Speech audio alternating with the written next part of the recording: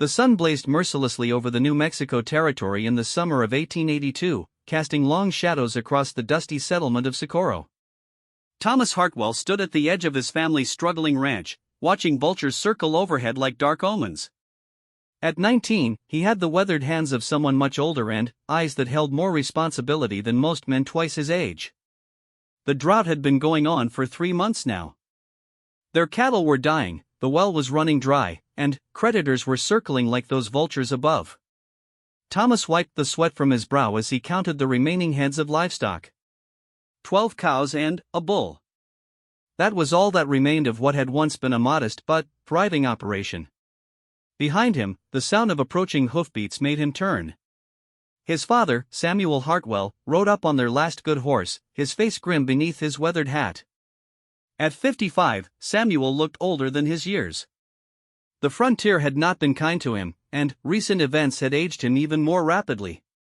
Thomas, his father called out, dismounting with a heavy sigh. "We need to talk." The young man could read the defeat in his father's posture, the way his shoulders sagged under an invisible weight. Thomas had seen that look before, usually right before bad news arrived. "How bad is it this time, Pa?" Thomas asked, already knowing the answer would not be what he wanted to hear. Samuel removed his hat and ran his fingers through his graying hair. "The bank's given us until the end of the month. If we can't make the payment, they'll take everything." Thomas felt his stomach drop. The end of the month was only 2 weeks away. "How much do we need?" $500. The number hit Thomas like a physical blow. $500 might as well have been $5,000 for all the chance they had of raising it. Their cattle were worth maybe $50 in their current condition, and there was no work to be found in the territory that paid enough to make up the difference. "There might be another way," Samuel said quietly, his voice carrying a strange tone that made Thomas look at him sharply. "What kind of way?" Samuel was quiet for a long moment, staring out at the barren landscape. When he finally spoke, his voice was barely above a whisper. "I met with Chief Running Bear yesterday." Thomas felt a chill despite the oppressive heat. The Apache leader was known throughout the territory as a man who kept to the old ways, despite the government's attempts to force his people onto reservations. His band had managed to maintain a degree of independence by staying in the most remote parts of the desert, areas where even the army found it difficult to pursue them. "Pa, what did you do?" Samuel couldn't meet his son's eyes. "Running Bear has been losing cattle to the same drought we have. But his people know this land better than we ever will. They know where the hidden water sources are, the places where grass still grows. He's offered to share that knowledge with us." "In exchange for what?" Thomas asked, though part of him already knew the answer would change his life forever. "His daughter, Ayanna. She's 18, and, according to Apache custom, she's of marrying age. Running Bear believes that a union between our families would create an alliance that would benefit both our people." Thomas stared at his father in disbelief. "You're talking about selling me into marriage to save the ranch." "It's not like that, son," Samuel said desperately. "Running Bear spoke about you with respect. He's seen how hard you work, how you treat others fairly. He believes you would be a good husband to his daughter." "A daughter I've never met," Thomas shot back. "A woman who probably has no more choice in this than I do." Samuel's silence was answer enough. Thomas began pacing, his mind reeling. Everything he had planned for his life, everything he had dreamed of, was being swept away by circumstances beyond his control. He had always imagined he would marry for love, like his parents had. He had even been quietly courting Sarah McKenna, the schoolteacher's daughter in town. But now all of that seemed like a foolish fantasy. "What happens if I say no?" Thomas asked. "We lose everything," Samuel replied simply. "The bank takes the ranch, we have no money, no prospects. We'd probably have to move back east, assuming we could scrape together the money for train fare." Thomas thought about his mother, Margaret, who was inside their small house, unaware of the conversation taking place outside. She had never complained about the hardships of frontier life, but he knew she missed her family back in Ohio. She had made this sacrifice for Samuel's dream of owning land, and now that dream was crumbling. "There's more," Samuel continued reluctantly. "Running Bear has offered a bride price." "A what?" $200, to be paid upon the marriage ceremony. Thomas felt sick. Not only was he being asked to marry a stranger, but money was changing hands as if he were livestock being sold at market. "So I'm worth $200 to you?" "Don't say that," Samuel said sharply. "This is about survival, Thomas. For all of us." They stood in uncomfortable silence, the only sound the wind whistling through the sparse desert vegetation. Thomas looked around at the land that had shaped his entire life. Every fence post, every building on the property, bore the mark of his family's labor. His grandfather had died fighting for the Union in the Civil War, and his father had used his military pension to buy this land. It represented more than just a place to live, it was their legacy, their place in the world. "Tell me about her," Thomas said finally. Samuel seemed relieved that his son was at least considering the proposal. "Her name is Ayana, which means eternal blossom in their language. Running Bear says she's intelligent, skilled in the traditional ways of her people. She can track, hunt, knows which plants are good for medicine and food." "What does she look like?" "I didn't ask," Samuel admitted. It seemed inappropriate. Thomas almost laughed at the absurdity of it. His father was arranging his marriage to a woman whose appearance was considered too personal to discuss, yet they were negotiating over her like a business transaction. When would this happen? Running Bear wants an answer within 3 days. If you agree, the ceremony would take place 1 week after that. 10 days. In 10 days, Thomas's entire life would be completely different. He would be married to an Apache woman, living a life he had never imagined, bound to a culture he barely understood. "Can I meet her first?" Thomas asked. Samuel shook his head. Running Bear was very specific about that. In Apache tradition, the bride and groom don't meet until the wedding day. It's considered bad luck. Thomas wanted to protest that bad luck seemed to be the least of their concerns, but he held his tongue. He was beginning to understand that this arrangement was about more than just money and land. It was about survival in its most basic form. Over the next 2 days, Thomas found himself unable to think about anything else. He tried to continue with his daily chores, feeding the remaining cattle and attempting repairs on equipment they couldn't afford to replace, but his mind kept wandering to the decision he had to make. He rode into Socorro on the second day, partly to pick up supplies but mostly to see Sarah McKenna one last time. He found her outside the schoolhouse, sweeping the front steps. At 17, she was pretty in the conventional way that frontier towns valued, with blonde hair and blue eyes that reminded him of the sky on a clear day. "Thomas," she said with a smile that made his heart ache. "I was hoping to see you soon. There's a church social next Saturday, and I was wondering if you might like to escort me." He stood there, looking at her, knowing that he could never explain why he couldn't take her to the social, why he couldn't court her anymore, why everything between them was about to end. Apache marriages were not recognized by white society, but that didn't matter. He would be bound by honor and necessity to a woman he had never met. "I can't," he said simply. Something in his tone made her study his face more carefully. "Is everything all right? You look troubled." "Just ranch business," he lied. "Things are complicated right now." She nodded, though he could tell she sensed there was more to it. "Well, when things settle down, perhaps we can spend some time together." Thomas nodded, knowing it would never happen. As he rode home, he felt like he was already mourning his old life. That evening, sitting around the dinner table with his parents, the weight of the decision pressed down on him like a physical force. His mother had prepared what passed for their Sunday meal: salt pork, beans, and cornbread, though it was only Wednesday. Food had become precious enough that every meal felt like a small celebration. "You're quiet tonight," his mother observed, her gentle voice carrying the slight accent that revealed her Ohio upbringing. Thomas looked up from his plate. Margaret Hartwell was only 42, but the frontier had aged her as it had his father. Her brown hair, which had once been lustrous, now showed streaks of premature gray. Her hands, once soft and suited for piano playing, were now calloused from years of hard work. Yet her eyes still held the kindness that had attracted his father all those years ago. "Just thinking about things, Ma," Thomas replied. She exchanged a meaningful look with his father. "Your father told me about Chief Running Bear's proposal." Thomas nearly choked on his cornbread. "He told you?" "Of course he told me," she said matter-of-factly. "I'm your mother, Thomas. Did you think we would make such a decision without discussing it?"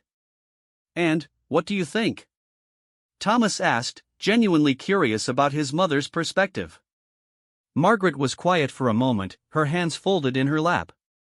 "I think that sometimes life asks things of us that we never thought we could handle. When your father first suggested we come west, I was terrified.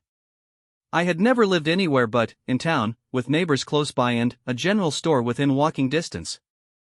The idea of living in the middle of nowhere, surrounded by desert and danger, seemed impossible." She paused, looking out the window at the darkening sky. "But I also knew that your father needed this chance. He needed to build something with his own hands, to prove to himself that he could provide for his family. So I said yes, even though I was scared." "This is different, Ma," Thomas said. "You and Pa chose each other. You fell in love." "Yes, we did," she agreed. "And I won't lie and tell you that makes no difference. But I also learned something important during our first year here. Love isn't just something that happens to you, Thomas. It's also something you choose to build." Thomas considered her words carefully. His parents had always had a strong marriage, even through the hardest times. They worked together, supported each other, and faced their challenges as a team. But they had started with love. Could the same foundation be built from duty and necessity? "What if she hates me?" Thomas asked. "What if I can't make her happy?" "What if she doesn't?" his mother countered. "What if you find that you have more in common than you think? What if you discover that partnership and respect can grow into something deeper?" Samuel had been quiet during this exchange, but now he spoke up. "Your mother's right, son. I've known Running Bear for several years now. He's an honorable man. He wouldn't arrange this marriage if he didn't believe it could work for both of you." Thomas thought about that. The few times he had encountered Apache people in town, they had struck him as serious and thoughtful. They didn't make decisions lightly, and their family bonds seemed even stronger than those of white families. Perhaps Running Bear had given this arrangement more consideration than Thomas had assumed. "There's something else to consider," Margaret added quietly. "This marriage wouldn't just be about saving our ranch. It would create a bridge between our communities. Maybe, in some small way, it could help bring peace to this territory." The idea had not occurred to Thomas, but he realized his mother was right. Relations between white settlers and Apache bands had been tense for years, marked by misunderstandings, broken promises, and occasional violence. A marriage between families might demonstrate that cooperation was possible. The next morning, Thomas woke before dawn and rode out to the highest point on their property. From there, he could see for miles in every direction. The sunrise painted the desert in shades of gold and red, revealing a harsh beauty that he had always loved. This was his home, the only place he had ever really known. The thought of losing it, of having to start over somewhere else with nothing, was almost unbearable. But the thought of marrying a stranger was almost equally frightening. He tried to imagine what Ayanna might be like. Was she pretty? Was she kind? Did she have dreams and hopes that this marriage would destroy, just as it seemed to be destroying his? As the sun climbed higher, Thomas made his decision. He would accept Running Bear's proposal, not just for his family's sake, but because it was the right thing to do. If two families could find a way to work together despite their differences, perhaps others could follow their example. When he returned to the ranch house, his parents were waiting for him on the front porch. He could see the anxiety in their faces, the way they watched him approach as if their lives depended on his next words. "I'll do it," Thomas said simply.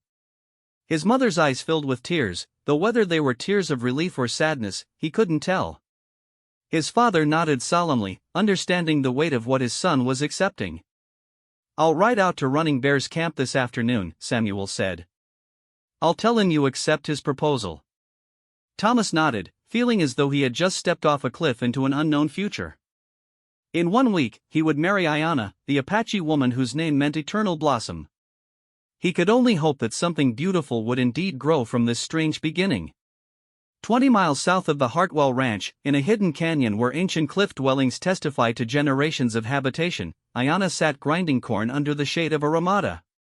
The repetitive motion of the matate stone usually brought her peace, but today her mind was troubled. Her father had spoken to her 3 days ago about the white rancher's proposal, and, since then, nothing had felt the same.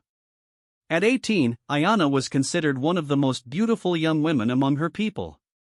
Her long black hair caught the sunlight like polished obsidian, and her dark eyes held an intelligence that made even the tribal elders listen when she spoke. She was skilled in all the traditional women's arts: weaving, cooking, gathering medicinal plants, but she was also unusual in that her father had taught her to track and hunt alongside her male cousins. Running Bear had always treated her more like a son than a daughter in some ways, perhaps because her mother had died in childbirth when Ayanna was only 7, and she was his only child.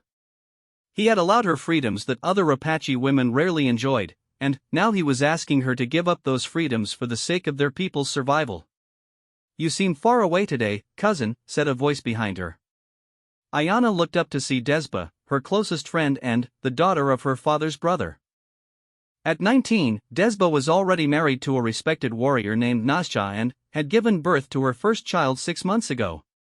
She often came to visit Ayanna, bringing news and gossip from other parts of their scattered band.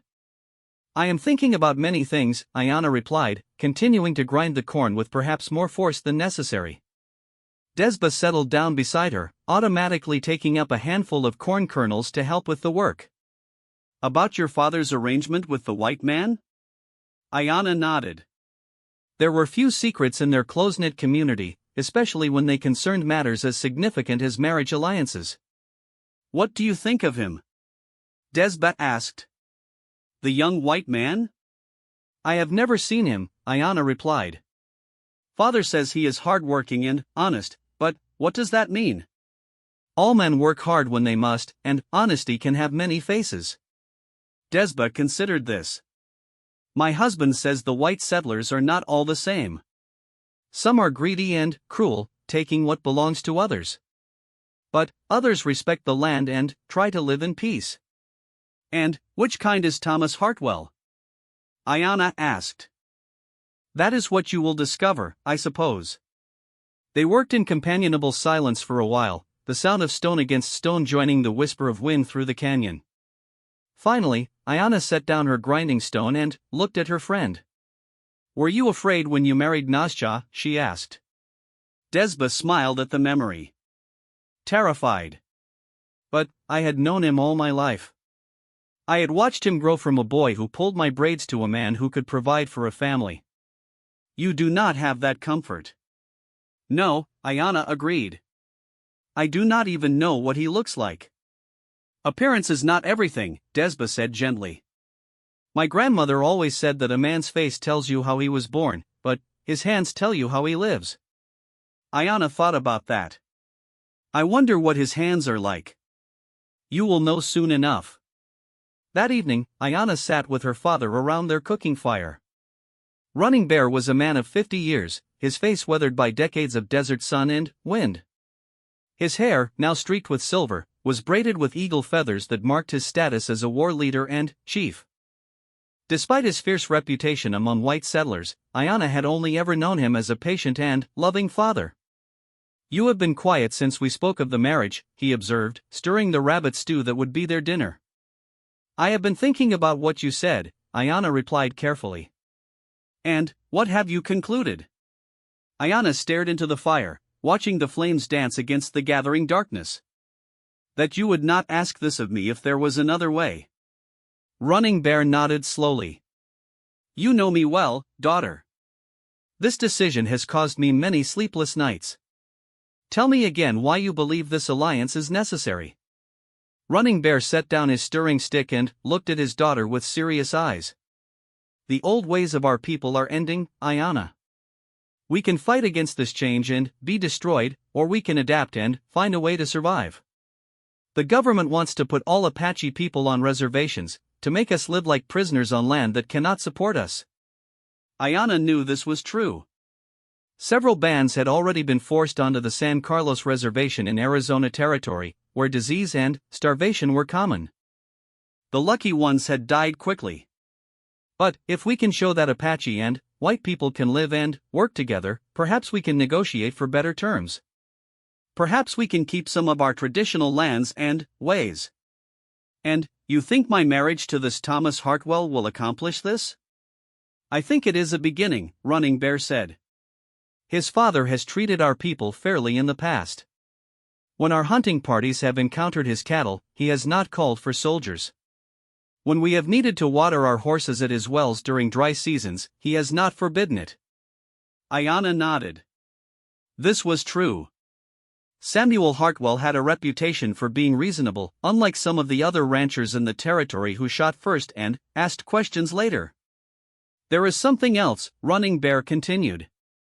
The young man's family is in trouble. Their ranch is failing, and they may lose their land. This is not a marriage for wealth or status. It is a marriage born of necessity for both families. What does that mean for me? Ayana asked.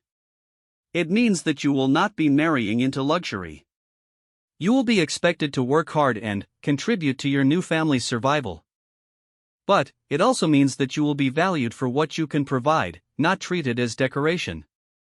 Ayana found this oddly comforting. The idea of being a pampered ornament had never appealed to her. She had always taken pride in her abilities and contributions to her people's welfare.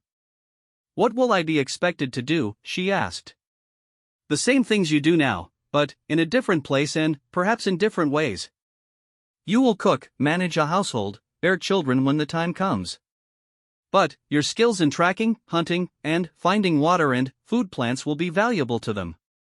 They do not know this land as we do. Will I still see you?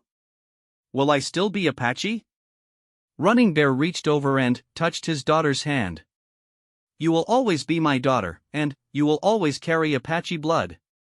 But your primary loyalty will be to your husband and the family you create together. That is the way of marriage, whether Apache or white. The next morning, Ayana woke before dawn and walked to the sacred spring that fed their hidden valley. This was where she had always come when she needed to think clearly or seek guidance from the spirits. The water bubbled up from deep in the earth, cold and pure, surrounded by ancient petroglyphs that told the stories of her ancestors. She knelt by the water's edge and began to pray in the traditional way, offering cornmeal to the four directions and asking for wisdom and strength. As the sun rose, painting the canyon walls in shades of pink and gold, she felt a sense of peace settle over her. This marriage was not what she had dreamed of as a young girl. She had always imagined falling in love with a brave Apache warrior, someone who would court her with gifts and songs, someone who understood her traditions and shared her beliefs. But perhaps the spirits had a different path in mind for her. When she returned to camp, she found her father preparing for a journey. His best horse was saddled, and he wore his finest clothing and jewelry. "You are going to give the white family our answer?" she asked. "Yes." "Will you accept the marriage?" Ayana took a deep breath. "I will accept it, father. But I have conditions." Running Bear raised an eyebrow. It was unusual for Apache women to negotiate the terms of their own marriages, but then, again, Ayana had never been a typical Apache woman. "What conditions?" "I want to know about his family, about what will be expected of me. I want to understand their customs so I do not shame myself or you with ignorance." "That is reasonable." "What else?" "I want to bring some of our sacred objects with me, things that will help me maintain connection with our people and our ways." Running Bear nodded. "Also reasonable. And I want your promise that if this marriage proves to be harmful to me, if he mistreats me or forces me to abandon everything I am, you will help me find a way to return home." This was a more difficult request. Apache marriages, like white marriages, were expected to be permanent. But Running Bear also understood that he was asking his daughter to enter an unknown situation with no protection except his faith in Samuel Hartwell's character. "If he abuses you, I will bring you home," he promised. "But you must understand that if you simply find the life difficult or unfamiliar, that is not grounds for ending the marriage. You must give it a genuine chance to work." "I understand." That afternoon, Running Bear rode out toward the Hartwell ranch. Ayanna spent the day preparing for her new life, gathering the things she would want to take with her. She packed her finest dress, made from soft deerskin and decorated with intricate beadwork that had taken her months to complete. She included her grandmother's silver bracelet, her own medicine pouch filled with sacred herbs and stones, and a small carved figurine of a bear that had been her childhood protector. She also prepared gifts for her new family, as was traditional. For Thomas, she had crafted a belt from finely woven plant fibers, decorated with patterns that told the story of the desert and its creatures. For his mother, she had prepared a collection of medicinal plants along with instructions for their use, written out in Spanish, which she had learned from traders. As evening approached, Ayanna found herself growing nervous about her father's return. By accepting this proposal, she would be committing herself to a future she could not predict or control. Part of her hoped that the White family would reject Running Bear's terms, giving her an escape from this uncertain fate. But, when her father returned at sunset, his expression told her that the arrangement was final. "They accept," he said simply. "The marriage ceremony will take place in 5 days." Ayanna felt her stomach drop. 5 days seemed both too long and not nearly long enough. "What are they like?" she asked. "The family?" Running Bear dismounted and began unsaddling his horse. "Samuel Hartwell is a man of his word. His wife, Margaret, seems kind but worried. She asked many questions about Apache customs because she wants to make sure you feel welcome in their home." "And the son? Thomas?" "He was not there when I arrived. His father said he was working with their cattle. But Samuel spoke of him with pride and respect. He said Thomas has never shirked his responsibilities, even when those responsibilities have been difficult." Ayanna nodded, filing this information away. Responsibility was an important quality in a husband. A man who honored his duties to his family would likely honor his duties to his wife as well. "Did you tell them about my conditions?" "I did. They agreed to all of them." "Margaret Hartwell particularly seemed to understand your desire to maintain connections with your people. She said she has missed her own family since coming to the territory." Over the next few days, the women of the tribe helped Ayanna prepare for her wedding. This was not a typical Apache ceremony, since it involved marriage to an outsider, but they adapted their traditions to fit the circumstances. Desba and the other women taught her what they knew about white customs, gleaned from occasional interactions with traders and soldiers. "They cover their hair when they pray," Desba explained as she helped Ayanna practice braiding her hair in the style that white women favored. "And they believe in only one God, not spirits in all living things." "Their women wear many layers of clothing, even in hot weather," added another woman. "And they do not speak directly to men who are not their husbands or fathers." All of this seemed strange and restrictive to Ayanna, but she tried to memorize the information. She wanted to avoid giving offense through ignorance. On the night before her wedding, the women of the tribe held a ceremony for her. They painted traditional symbols on her hands and face, sang the old songs, and shared stories about the first Apache woman who had married outside the tribe. According to legend, she had been instrumental in making peace between her people and a band of Pueblo Indians, and her children had grown up to be great leaders. "You carry the hopes of our people with you," said Ayanna's aunt, Nazca's mother. "But you also carry our strength. Remember that you are the daughter of chiefs, the granddaughter of warriors. No matter where you live or what customs you follow, that cannot be taken from you." As Ayanna lay on her sleeping robes that night, staring up at the stars through the smoke hole of her family's wickiup, she tried to imagine what her life would be like after tomorrow. Would she be happy? Would she find love with this stranger? Would she be able to honor both her Apache heritage and her new responsibilities? She thought about her mother, who had died too young but had always told Ayanna that a woman's greatest strength was her ability to adapt and endure. Tomorrow, she would put that strength to the ultimate test. The wedding ceremony was set to take place at noon, when the sun was highest in the sky. According to both Apache and white traditions, this was considered the most auspicious time for new beginnings. As dawn broke over the canyon, Ayana rose and began her final preparations, knowing that when the sun set that evening, she would no longer be simply Ayana, daughter of Running Bear. She would be Ayana Heartfelt, wife to a man whose face she had never seen, bound to a future she could not imagine.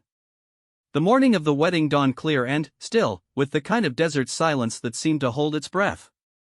Thomas had been awake since before sunrise, standing outside the ranch house and staring at the horizon where he knew Ayana and her people would soon appear.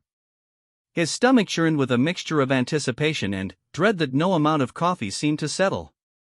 Margaret Heartfelt had been bustling around the house since dawn, preparing for the ceremony and the feast that would follow. She had cleaned their small home until every surface gleamed, arranged wildflowers in mason jars, and prepared the best meal their meager resources could provide. Despite her efforts to make everything perfect, Thomas could see the worry lines around her eyes.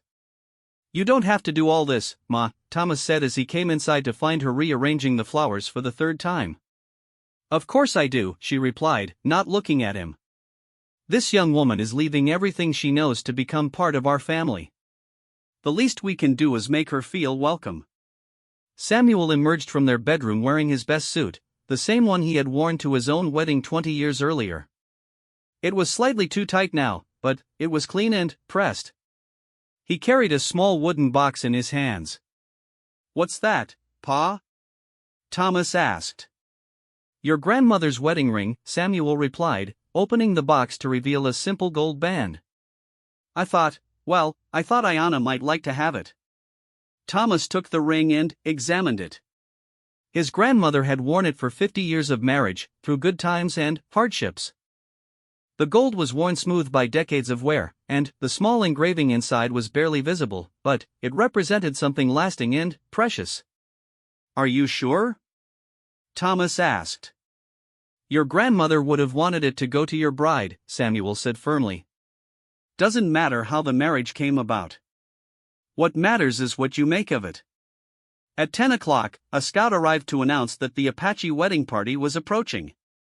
Thomas felt his heart begin to race as he mounted his horse and rode out with his parents to meet them. They had agreed that the ceremony would take place in the neutral ground between the two camps, near a stand of cottonwood trees that provided shade and a sense of sanctity. As they crested a small hill, Thomas got his first glimpse of the Apache party.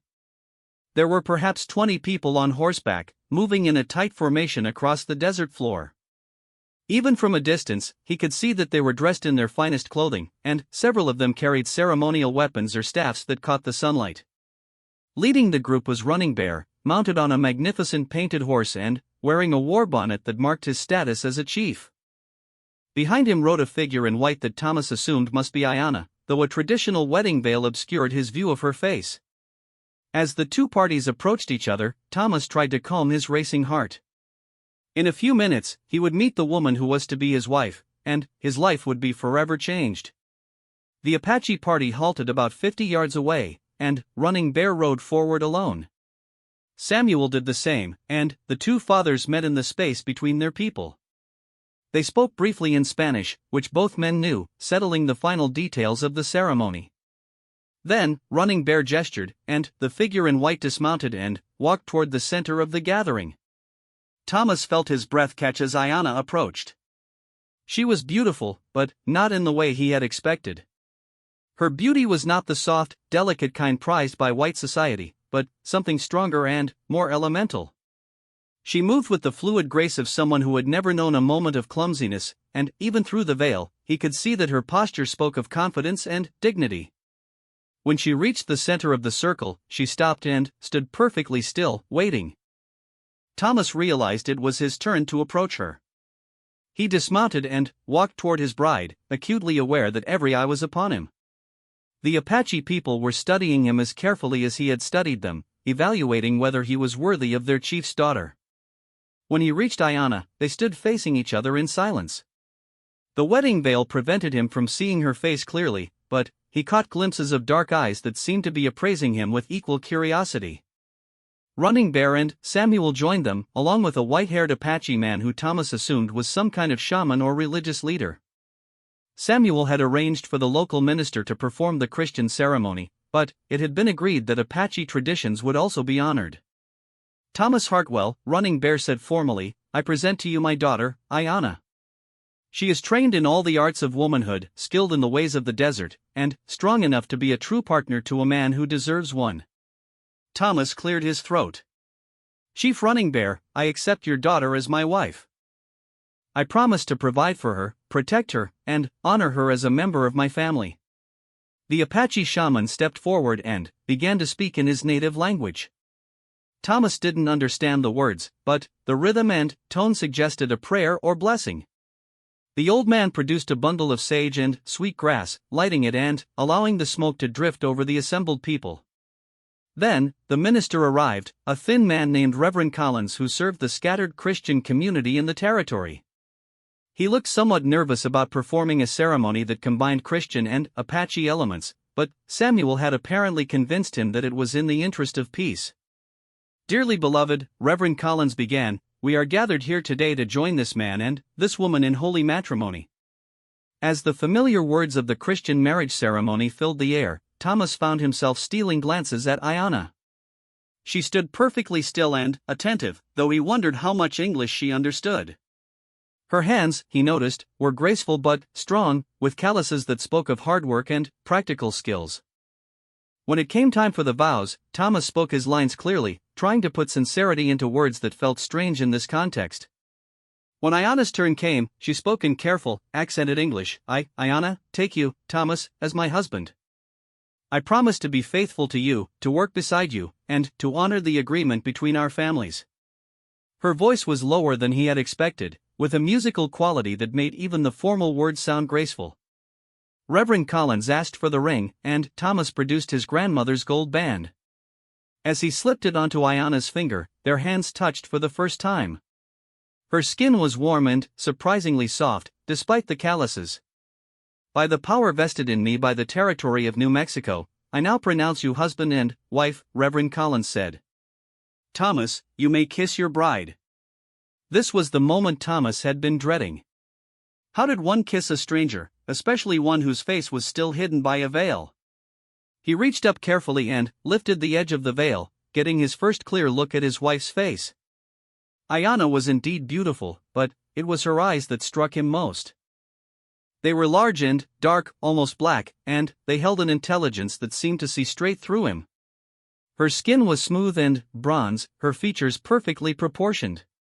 But there was something guarded in her expression, a wariness that reminded him that she was as uncertain about this arrangement as he was. He leaned forward and brushed his lips against hers in the briefest possible kiss. She didn't pull away, but she didn't respond either. It was a kiss of strangers, formal and careful. The assembled people broke into cheers and applause, and the official ceremony was complete. But Thomas knew that the real work of marriage was just beginning. The feast that followed was an awkward but sincere attempt at cultural fusion. Margaret had prepared roasted beef and vegetables, while the Apache people contributed traditional foods like piki bread and roasted agave hearts. The two groups sat somewhat separately at first, but as the afternoon wore on and the initial tension eased, some mixing began to occur. Thomas found himself seated beside Ayanna at a table made from planks laid across sawhorses. She had removed her veil and changed into a more practical dress, though still a formal one by Apache standards. The beadwork was intricate and beautiful, and he found himself studying the patterns. "It tells a story," Ayanna said quietly, noticing his interest. "What kind of story?" Thomas asked, relieved to have something neutral to talk about. "About the desert and the creatures that live in it. This pattern represents water, and this one is for the eagle spirit that watches over travelers." Her English was better than he had expected, though she spoke carefully, as if translating thoughts from her native language. "It's beautiful work," Thomas said sincerely. "Did you make it yourself?" "Yes. It took many months. Apache women begin learning beadwork when we are very young." They ate in comfortable silence for a few minutes. The food was good, though Thomas found himself too nervous to have much appetite. He noticed that Ayanna ate with deliberate small bites, showing perfect manners despite the unfamiliar setting. "Are you nervous?" he asked finally. She looked at him with those penetrating dark eyes. "Yes," she said simply. "Are you?" "Terrified," he admitted, surprising himself with his honesty. She almost smiled at that. "At least we are both honest about it." As the afternoon wore on, Thomas began to relax slightly. Ayanna was intelligent and thoughtful, and, while she was clearly as uncertain about their situation as he was, she seemed committed to making the best of it. She spoke politely with his mother, asked thoughtful questions about the ranch, and showed genuine interest in learning about her new family's way of life. When evening began to fall, the Apache people began to prepare for their departure. Running Bear approached the newlyweds, and Thomas could see the emotion in the chief's eyes as he prepared to say goodbye to his daughter.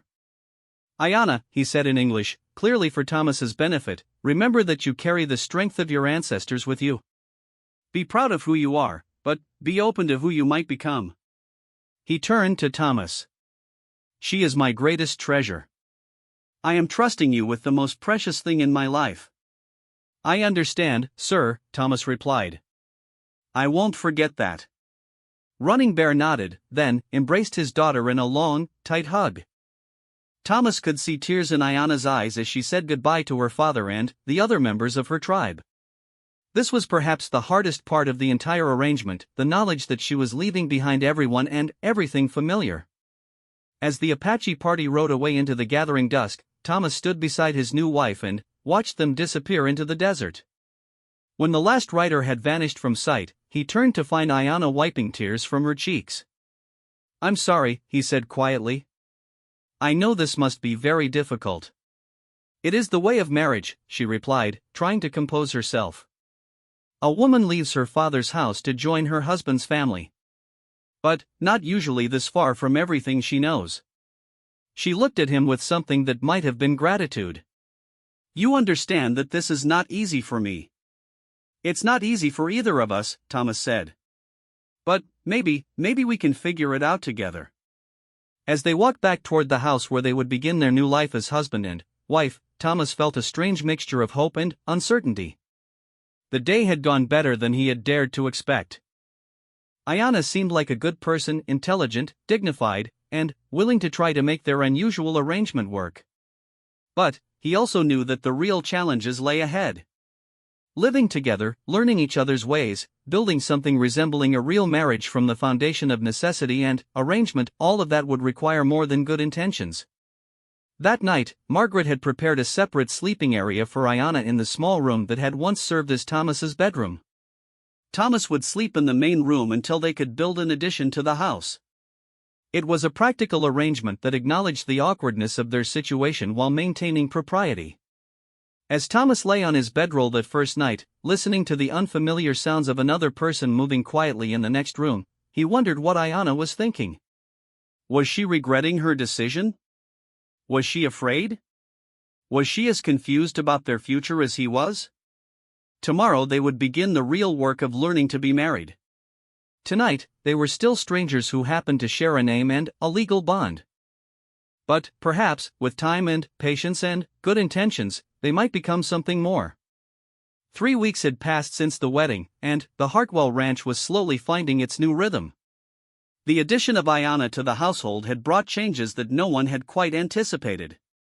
She rose before dawn each day, working alongside Margaret in the kitchen and around the house, but she also spent hours exploring the land around the ranch, learning its secrets and resources in a way that amazed the White family.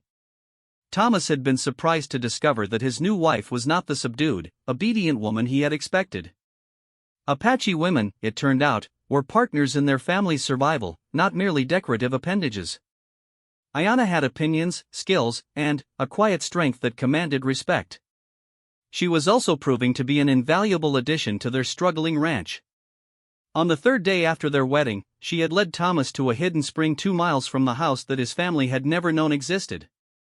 The water was pure and cold, bubbling up from deep underground, and it provided relief for their dying cattle.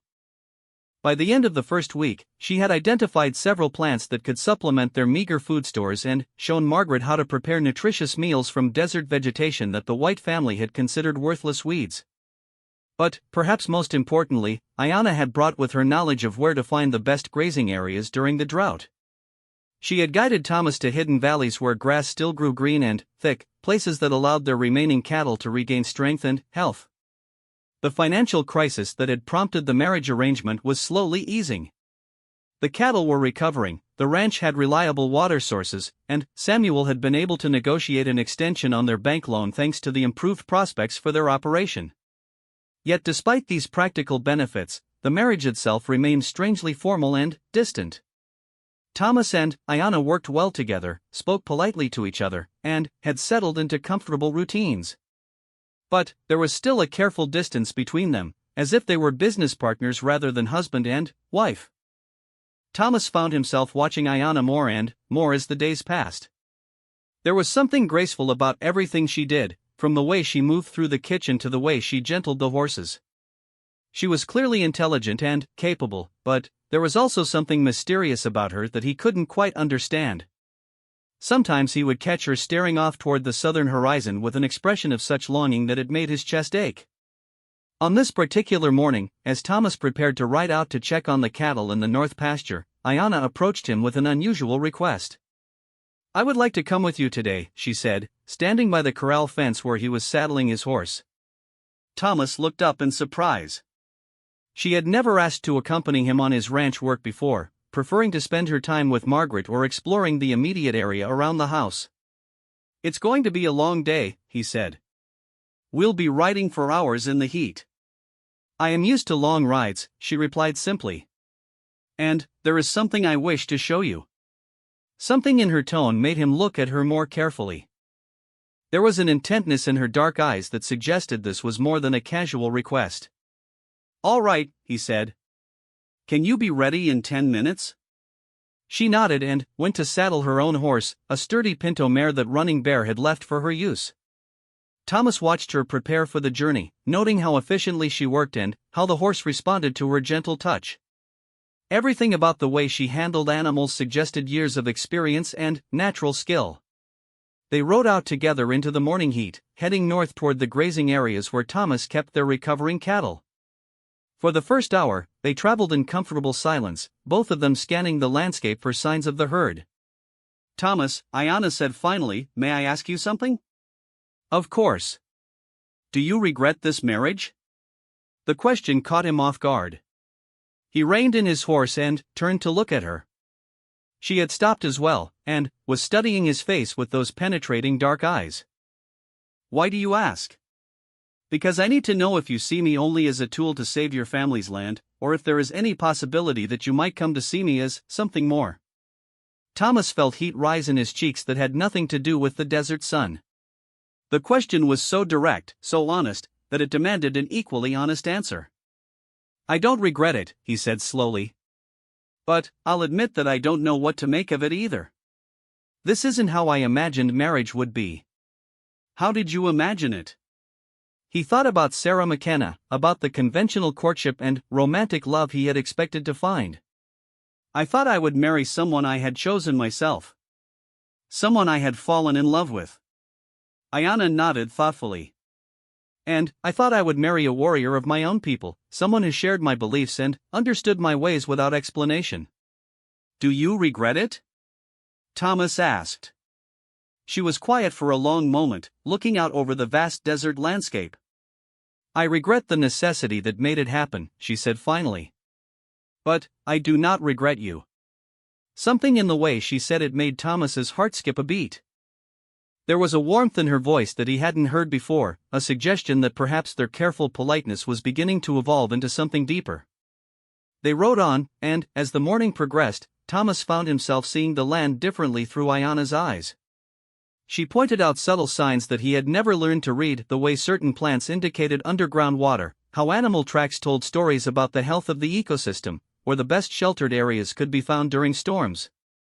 "You see so much that I miss," he said as they paused to rest the horses near a cluster of ancient oak trees. "And you see things I do not," she replied. You understand how to build and repair, how to plan for the future, how to work with banks and lawyers. We see different things because we learn different skills. Maybe that's why your father thought this marriage might work, Thomas said. Our different skills complement each other. Perhaps, Ayanna agreed. But, marriage needs more than practical compatibility. Before Thomas could ask what she meant by that, she stood and walked toward a rocky outcropping nearby. Come, she said. I want to show you what I brought you here to see. Curious, Thomas followed her to a narrow cleft in the rocks that he never would have noticed on his own. Ayanna slipped through the opening, and, after a moment's hesitation, Thomas followed. Inside the rocks was a hidden chamber, cool and shaded, with walls covered in ancient petroglyphs. The drawings depicted hunting scenes, ceremonies, and geometric patterns that seemed to dance in the filtered light. At the center of the chamber was a natural pool of clear water, fed by an underground spring. This is a sacred place of my people, Ayanna said softly. It has been used for ceremonies for many generations. Thomas stared at the ancient artwork, awed by the sense of history and spirituality that permeated the space. Why are you showing this to me? Because I want you to understand something about who I am, Ayanna replied. I am not just the woman your family married to save your ranch. I am the daughter of chiefs, the keeper of ancient knowledge. I have spiritual beliefs and cultural traditions that are as important to me as your Christian faith is to you. Thomas nodded slowly, beginning to understand. You're asking me to respect your heritage.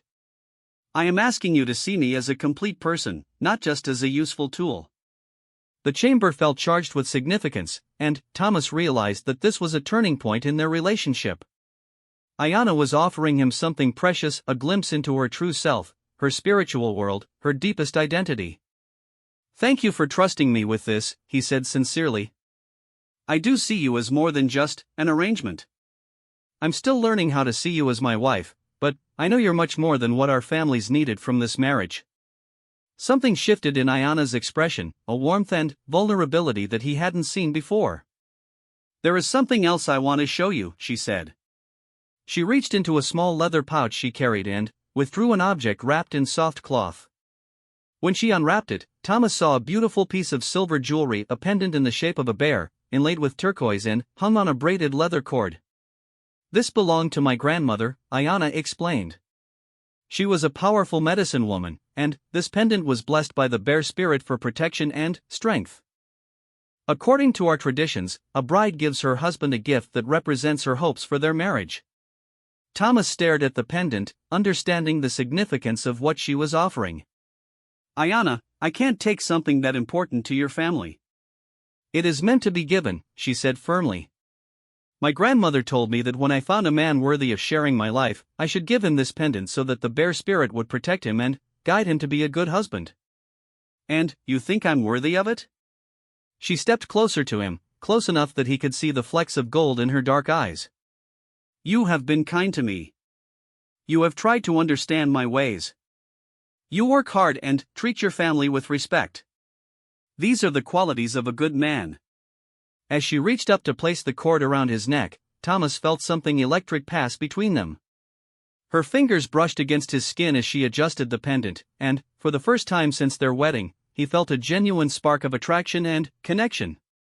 There's something I should tell you too, Thomas said suddenly. About why I really agreed to this marriage. Ayanna stepped back, waiting for him to continue. It wasn't just about saving the ranch, he said. I mean, that was part of it, but I was also curious about you. Your father spoke about you with such pride and respect. I wanted to meet the woman who could inspire that kind of devotion. And, what do you think now that you have met me? Thomas looked at her standing there in the sacred space of her ancestors, beautiful and strong and mysteriously compelling. I think your father was right to be proud of you. And I think I'm luckier than I realized. For a moment, they stood looking at each other in the filtered light of the ancient chamber, and Thomas felt the careful distance between them beginning to dissolve. This was no longer just an arrangement between families or a marriage of convenience. Something real was beginning to grow between them. We should return to the cattle, Ayanna said finally, but her voice was softer than usual. As they made their way back through the rocks to their horses, Thomas felt the weight of the pendant against his chest. It was more than just a piece of jewelry, it was a symbol of trust, of hope, of the possibility that their strange beginning might lead to something beautiful. The rest of the day passed differently than any they had spent together before. They worked side by side checking on the cattle, but there was a new awareness between them, a sense of possibility that hadn't existed before. Ayanna pointed out things about the land and the animals that helped Thomas understand his own ranch better, while he shared his plans and dreams for the future of their operation. As evening approached and they began the ride home, Thomas found himself thinking about the pendant and what it meant. Ayanna had given him something precious and sacred, a gift that represented her hopes for their marriage. Now he wanted to find a way to prove himself worthy of that trust. "Ayanna," he said as they crested the hill that overlooked the ranch house, "I want you to know that I don't take your gift lightly. I understand what it means, and I'll try to be the kind of husband your grandmother would have approved of." She smiled then, really smiled, for the first time since he had known her. It transformed her face completely, making her even more beautiful but also more approachable, more human. "I believe you will be," she said simply. As they rode into the ranch yard together, Thomas felt something he hadn't expected when this whole arrangement began. He felt hopeful. Not just about saving the ranch or surviving the drought, but about the possibility of building something real and lasting with the remarkable woman who was now his wife. The pendant rested warm against his chest, a reminder of ancient traditions and new possibilities.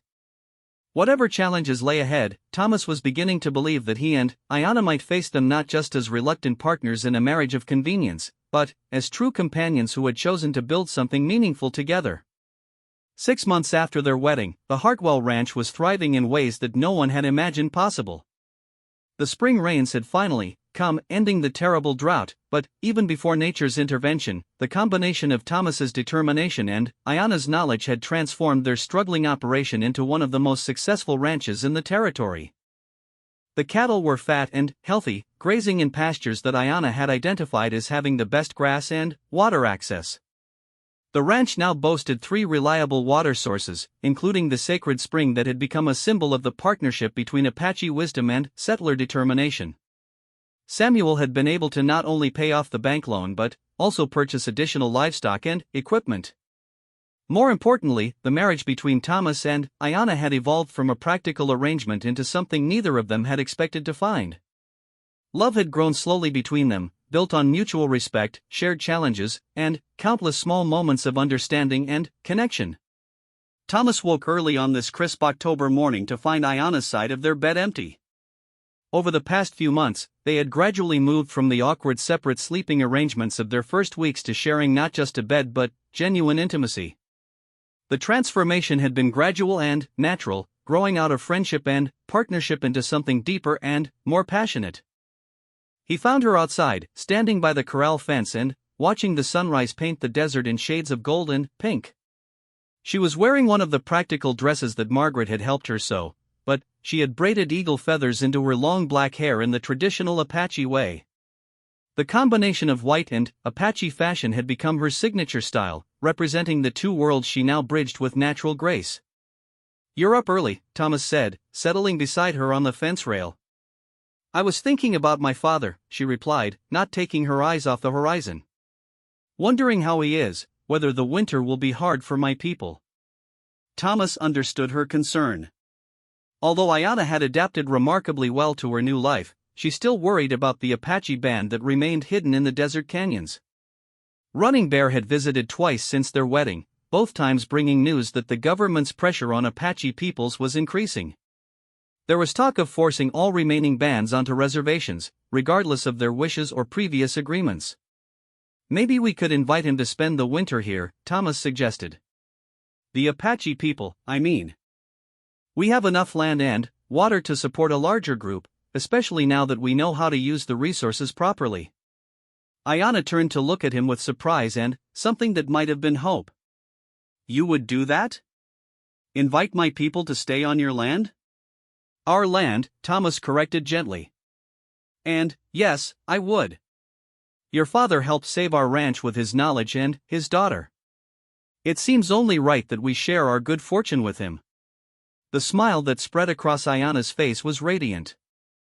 Over the months, Thomas had learned to read her expressions and moods, and he could see that his suggestion meant more to her than she could easily express.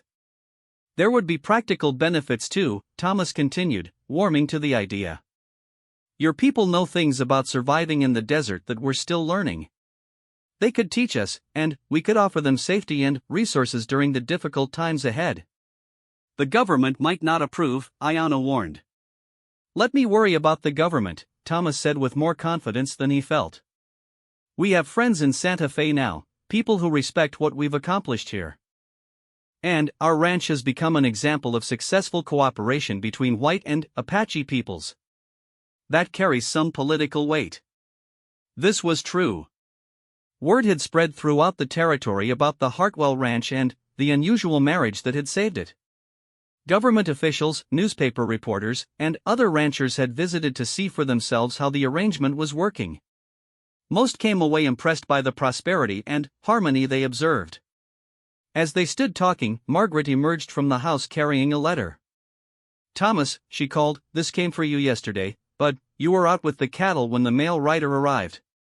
Thomas recognized the official seal of the territorial government on the envelope. His stomach tightened as he opened it, wondering if their luck was about to change for the worse. But, as he read the letter, his expression shifted from worry to amazement to excitement. What is it? Ayana asked, seeing his reaction. It's from the governor's office, Thomas said, his voice filled with wonder. They want to nominate our ranch as a model for peaceful cooperation between white settlers and native peoples. There's talk of using our success story to develop new policies for territorial development.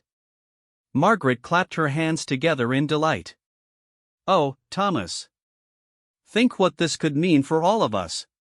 But Ayana looked thoughtful rather than celebratory. What exactly would this nomination involve? Thomas read further into the letter. They want to bring other tribal leaders and government officials here to see how we've made it work. They're talking about creating a formal agreement that would allow your father's people to settle here permanently, with legal protection and recognition. Legal protection, Ayana repeated slowly. You mean they would not be forced onto a reservation? That's what it sounds like, Thomas said, though he was still processing the implications himself. It would be a new kind of arrangement, a treaty that recognizes Apache rights while encouraging cooperation with white settlers. Over the next few weeks, the Heartfelt Ranch became the center of intense political activity. Government officials arrived from Santa Fe and Washington, along with military leaders, territorial judges, and representatives from various Apache bands. Thomas found himself thrust into a role he had never imagined, that of a diplomatic intermediary between two very different worlds. Running Bear arrived with a delegation of Apache leaders, and Thomas was struck by how much his relationship with his father-in-law had evolved. What had begun as a desperate business arrangement had grown into genuine mutual respect and affection. Running Bear now treated Thomas not just as his daughter's husband but as a son and trusted ally. You have done well, Thomas Heartfelt, Running Bear said as they sat around a fire during one of the evening negotiations. My daughter has found happiness with you, and your families have prospered together. This gives me hope that our peoples can find a way to coexist. I've learned more from Ayana and your people than I ever taught, Thomas replied honestly. This land requires wisdom that my people never developed. We need each other. The negotiations were complex and sometimes heated. Not all of the government officials were enthusiastic about recognizing Apache land rights, and some of the Apache leaders were skeptical about any agreement with white authorities. But, gradually, a framework began to emerge. The proposed treaty would establish the Heartfelt Ranch area as a special territory where Apache and white families could live and work together under shared governance. The Apache people would retain rights to their traditional sacred sites and hunting areas, while white settlers would be protected in their property rights and business ventures. Most importantly, both groups would be required to contribute to mutual defense and resource management.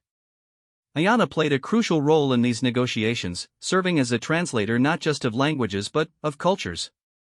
Her ability to understand both Apache and white perspectives made her invaluable in bridging misunderstandings and finding common ground. She has become a true diplomat, Running Bear observed proudly during one particularly difficult negotiation session. She understands that peace requires patience and wisdom from both sides. As autumn turned to winter, the final details of the agreement were hammered out. The treaty would be signed in the spring, with the expectation that it could serve as a model for other areas of the territory. Thomas and Ayanna found themselves at the center of something much larger than they had ever imagined. But, even as they dealt with the political implications of their success, their personal relationship continued to deepen and grow. The challenges they faced together, the responsibility they shared for their families and communities, had forged a bond that was stronger than romantic love alone. One evening in December, as they sat by the fire in their expanded home, Ayanna made an announcement that changed everything once again. "Thomas," she said softly, her hand resting on her still flat stomach, "we are going to have a child." Thomas stared at her for a moment, not quite comprehending what she had said. Then, the full meaning hit him, and he felt a joy so intense it took his breath away. "A baby," he whispered. "A baby," she confirmed, her eyes sparkling with happiness and just a touch of nervousness. Thomas reached for her hands, pulling her closer to him on the sofa they had built together from wood and Apache textiles. "Are you happy about it?" he asked. "Very happy," she said. "Are you?" "I can't even describe how happy I am," Thomas replied, leaning forward to kiss her gently. "A child who will be part of both our worlds, who will grow up knowing both Apache and white ways. A child who will never have to choose between the two," Ayanna added. "Who will be living proof that our peoples can not only coexist but create something new and beautiful together." As they held each other by the firelight, Thomas marveled at the journey that had brought them to this moment. What had begun as a desperate arrangement to save his family's ranch had become the foundation for something much more significant, a new model for cooperation between cultures, a thriving business partnership, and, most importantly, a love that neither of them had expected to find. The pendant Ayanna had given him still rested against his chest, warm with his body heat and bright with the promise her grandmother had blessed it with. The bear spirit had indeed brought protection and guidance, helping him become not just a good husband but a true partner in building something unprecedented. Outside their window, the desert stretched away under a canopy of brilliant stars.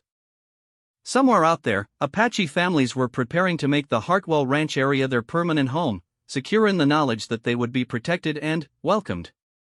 Somewhere else, white settlers were planning to join the experiment in cooperation, drawn by the success and prosperity that had grown from mutual respect and shared knowledge.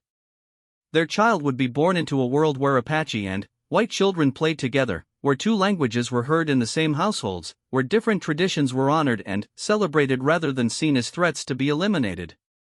As Thomas held his wife and thought about their unborn child, he realized that the gift Ayanna had given him went far beyond the silver pendant. She had given him a new way of seeing the world, a deeper understanding of what it meant to be part of something larger than himself. Their marriage had saved more than just his family's ranch, it had pointed the way toward a future where different peoples could not only coexist but thrive together. The forced marriage that had seemed like such a sacrifice had become the greatest gift of his life. And, as he felt Ayanna settle against him in contentment, Thomas knew that their story was just beginning. Their child would grow up in a world shaped by love that had grown from duty, prosperity that had grown from cooperation, and hope that had grown from the courage to trust in something new and unprecedented. The wedding gift of the sacred pendant had indeed changed everything, but not in the way anyone could have predicted. It had changed two strangers into partners, two struggling families into a thriving community, and two separate peoples into one shared future. In the desert that had seemed so harsh and unforgiving, love had bloomed eternal, just as Ayanna's name had promised it would.